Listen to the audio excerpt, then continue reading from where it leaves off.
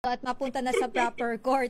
Pero Senator, ito naman po sa ibang issue, nabanggit niyo po yung budget. Ayan, nasa budget na po tayo.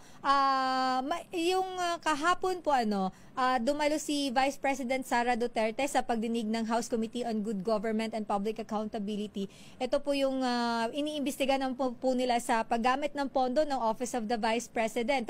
At syempre, according po sa rules, of course, nanunumpa po ang ating mga resource person.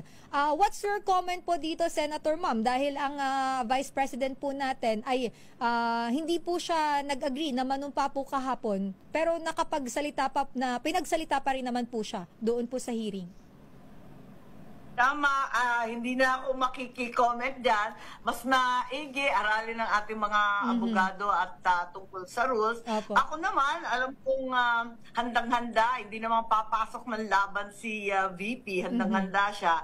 Kaya sigurado rin ako na kayang-kaya niya yan. Kahit mag-isa siya. Sabi nga niya, ayaw na niya i-stress ang mga seniors, katulad ni GMA at ni Kong Marcoleta. Kaya alam ko kayang-kaya, mag-isa nga pumunta eh.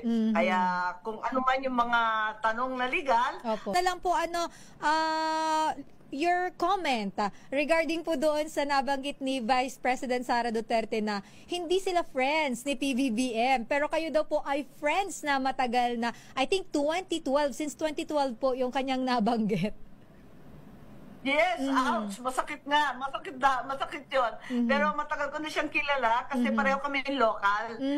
Siya yung mayor ng Davao noon at ako naman napunta rin sa Cebu pagkat ako governor ng Ilocos Norte. Nagpipitch kami para sa tourism.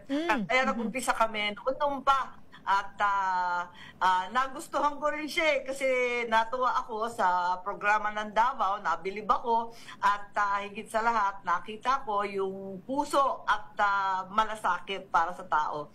Tuwan-tuwa ako, walang takot, bagets!